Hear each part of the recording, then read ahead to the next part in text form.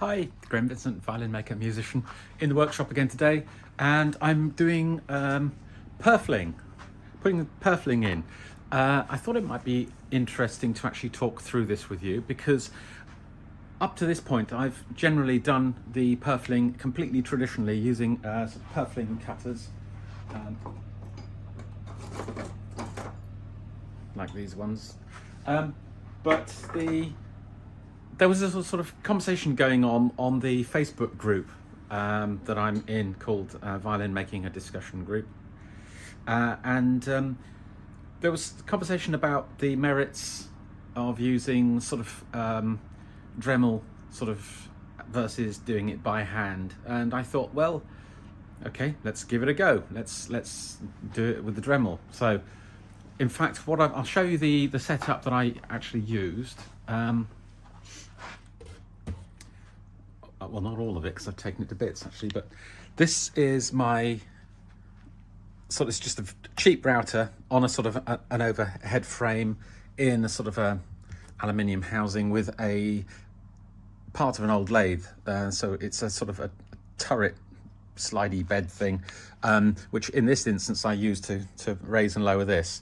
Then I have a flat bed, and there's a pin there, or a socket should I say, for a pin there, and if I'm making various jigs and things, I use that as a locator for the jig. So on this one I basically had well, where is it? Shall I get it out? Why not? Okay, let's get the actual thing. It seems silly just to talk about it and not show you, doesn't it? So here we go. Yeah, so this is the one I knocked up. So it's got a pin. That pin goes in that hole. There we go. Then screw hole there, that goes in there. And so now you can see that there's an offset, that bearing to this. You put the plate in there, you lower the cutter in, and you very, very gingerly, very carefully work round and try not to make any mistakes as you go, because using any machine to do any process, as you get further and further into making the violin, the actual risks, the costs for any mistake that you make sort of multiply as you go. Anyway, done that. This is what I've got. So a groove,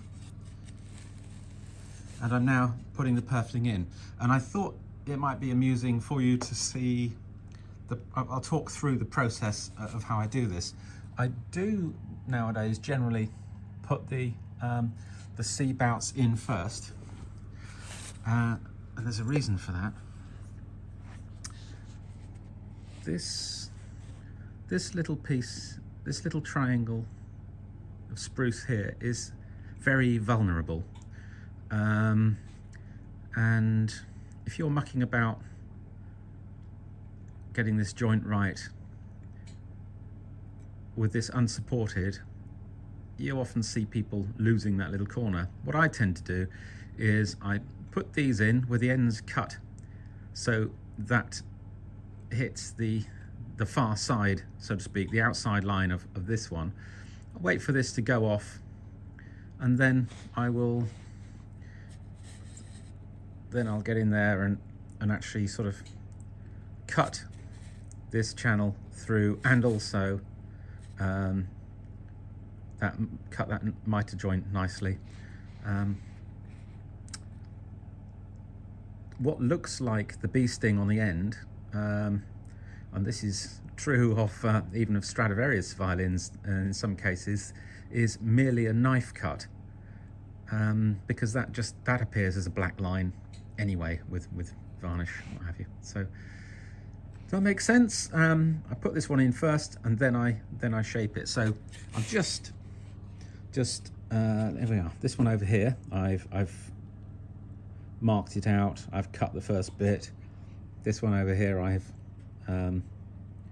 just marked it out, but I haven't cut anything yet. So no more cutting to do on that one. So let's see if I can do this without getting the camera right in my way. funny angle for you, but I think I can, yeah, there we go. So basically, now using a devilishly sharp knife, I just work my way around.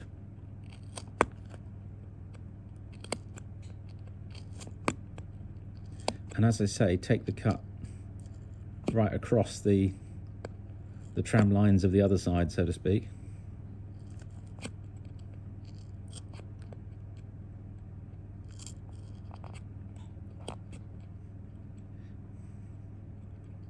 You've probably got a better view of this than I have at the moment, with the camera in the way. Yeah, and then pick out the timber. And as I say, because I'm not taking this bit of timber out at the same time, this is kind of supported.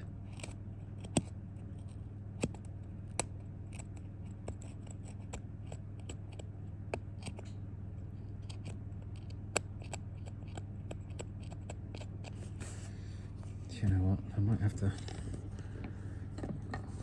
see if I can hold that there whilst I do this bit, because otherwise it's right in my way.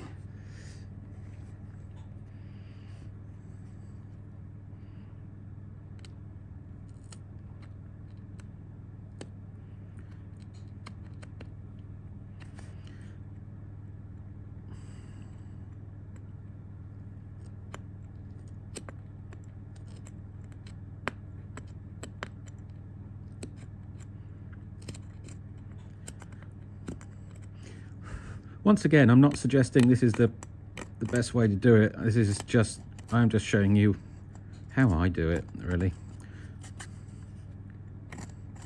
I'll say this technique here is how I work nowadays, regardless of how I've cut this groove. Because as I say, this is a bit of a unusual one for me, doing it this way. Good, so that's done. Now, let me put this up on the tripod a minute. And I wonder if I can zoom in a bit. Yeah, I can. I think you'll be able to see enough this way. It just means I can actually do the job in hand. Okay, good.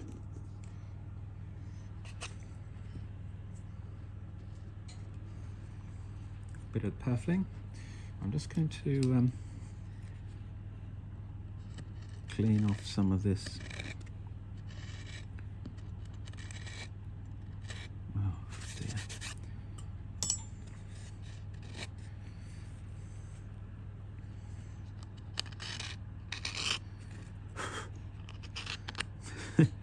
It's funny when you decide you can't move something so that the camera angle is right, suddenly you realize how much you actually pick stuff up and move it around whilst you're working on it.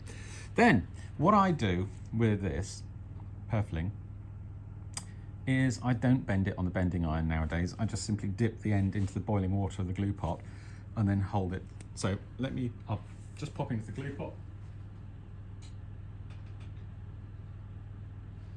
That's just been in the boiling water for a minute, and then I will just get hold of it and put sufficient of a curve onto it, wait for it to cool down.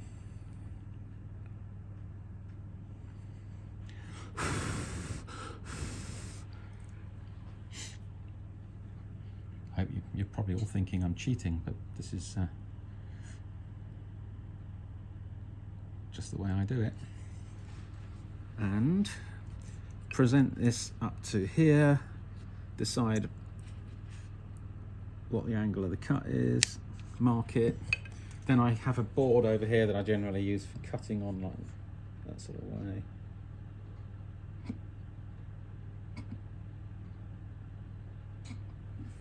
Just chopped it down with a chisel. You will find that any marks you put on there with a knife, of course, because this is damp, almost disappear, and then you can't see where you've marked, as I just did in this case. So, right, I'm just popping that in the groove now. Camera's in the way. Bring this round here. then I'm going to cut this over length, so I'll mark it about there basically.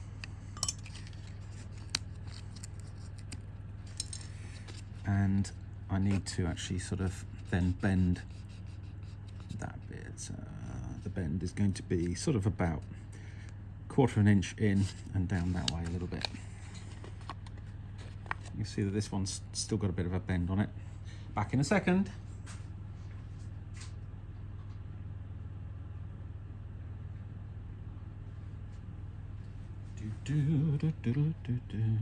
Once again.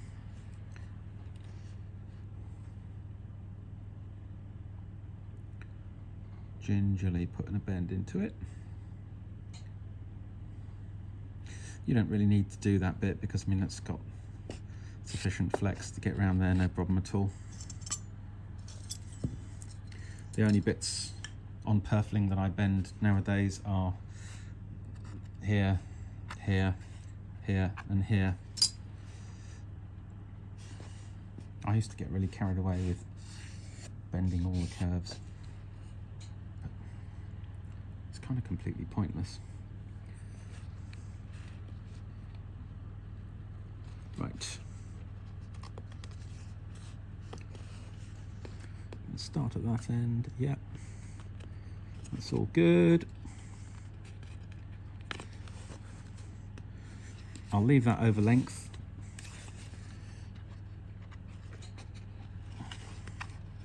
It's time for some glue. I don't whack the purfling with this, but I've always used a hammer to press down on it for some reason. I don't know why. You do get into these habits, don't you?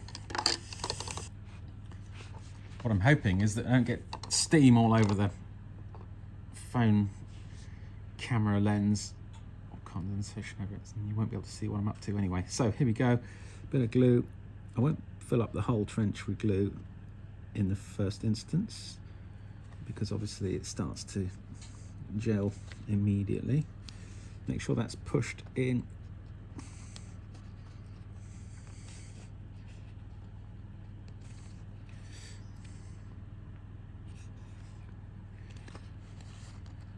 That's good.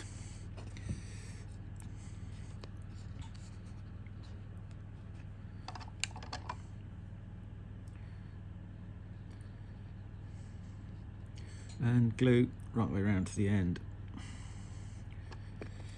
Round we go, in it goes. Let's get this out of the way. And then what I do, as I'm sure you can see, is my sharp knife and just cut it to fit.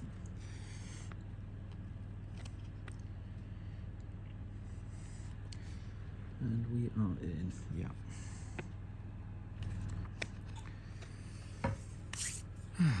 Right. What I tend to do then is immediately cut the purfling off on the ends down to about height. So because if only half of it is in the slot, the top half is kind of, if only half of it's in the slot, the top half is kind of pushing out, so to speak. So by doing that, it kind of keeps it more straight and true within that. Then, as I said, what I'm going to do is I will then, when I come to do the rest of these, I'll cut this up through there and then I'll mitre that across there.